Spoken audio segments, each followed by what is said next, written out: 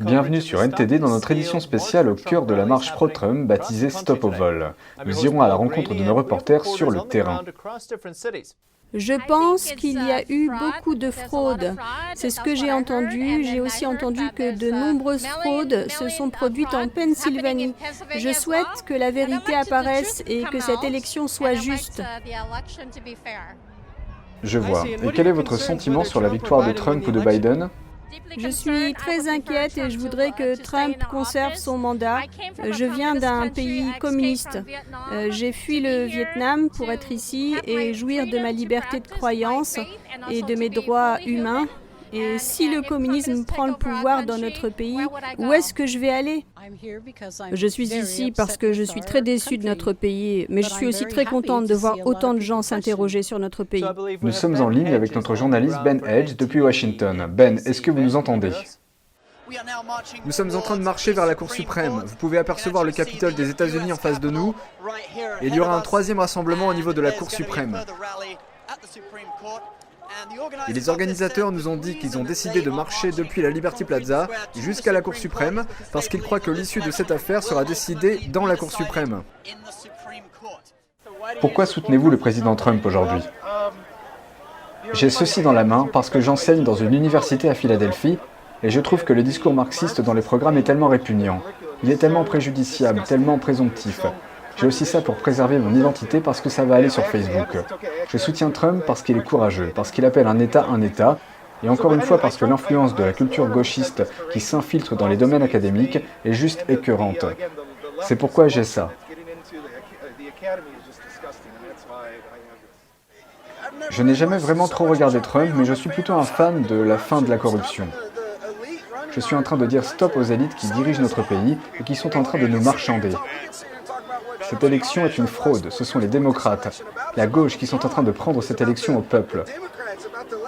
Voilà ce dont il s'agit. Pourquoi je soutiens Trump ? Parce qu'il est pour la vie, il est pour la famille. Et nous sommes chrétiens, donc nous sommes en faveur de tout. C'est la volonté de Dieu et Biden est contre tout ce que Dieu veut. Nous soutenons le président, nous voulons voir une élection juste. Nous voulons être sûrs que tous les votes légaux soient comptabilisés et que tous les votes illégaux soient retirés. Les manifestants ont afflué des 50 États pour participer à cette marche dans la capitale. L'initiateur de la marche nous a dit qu'il avait été contacté par un habitant de Hawaï. Les organisateurs attendaient environ 100 000 participants, tous venus pour soutenir Trump sur la question des recours en justice et des allégations de fraude électorale. Vendredi, le président Trump avait déclaré qu'il ferait un bref passage pendant la marche pour les saluer, et il a dit que cela faisait chaud au cœur de voir tout ce soutien à travers le pays. Et comme on peut le voir sur ces images, il a tenu parole et a rendu une petite visite au Lefto.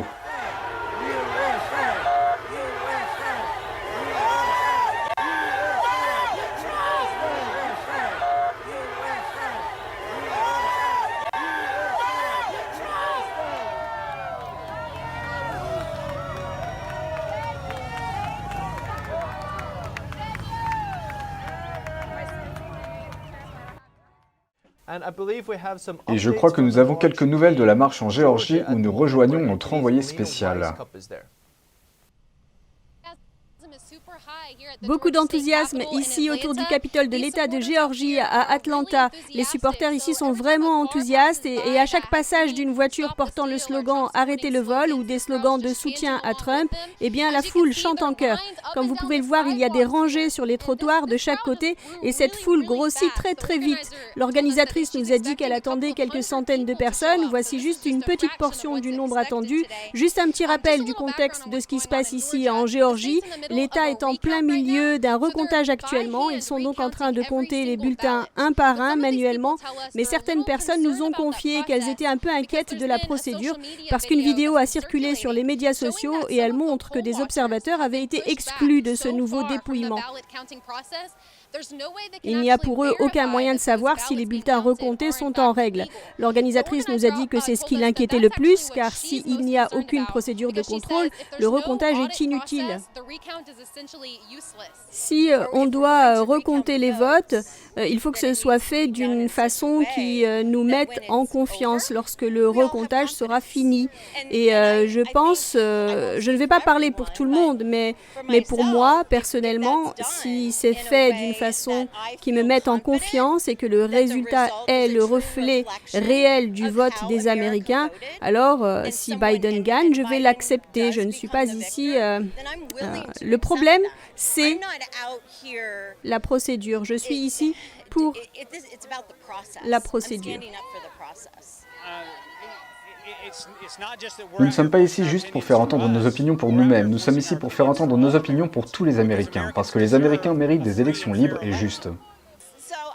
J'ai apporté ce drapeau parce que c'est celui qui est planté sur la tombe de notre fils Zane McDonald.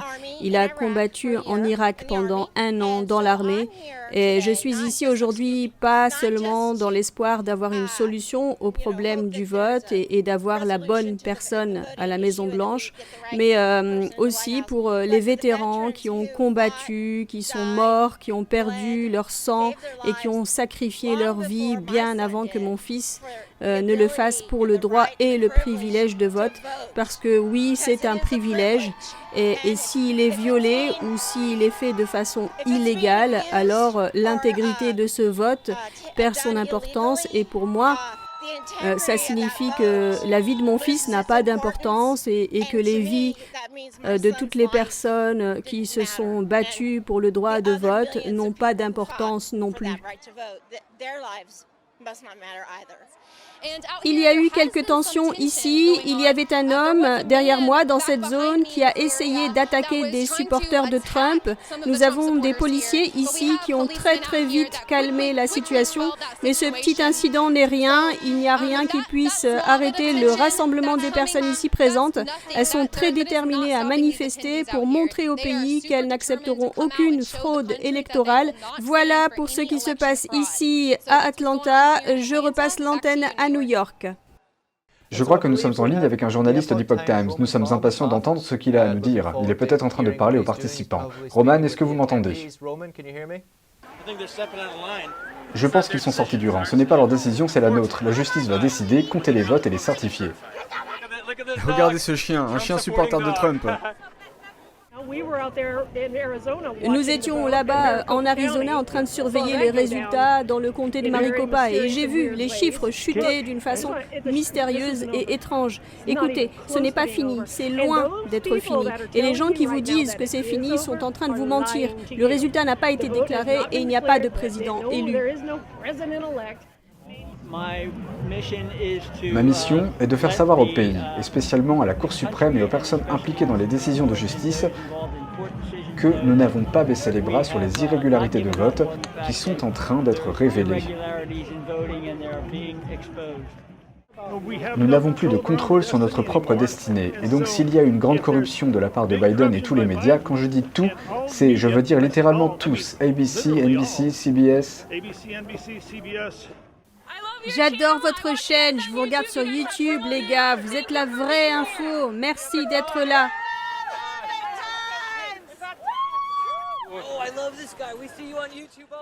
J'adore ce gars, on vous voit sur YouTube, je vous adore.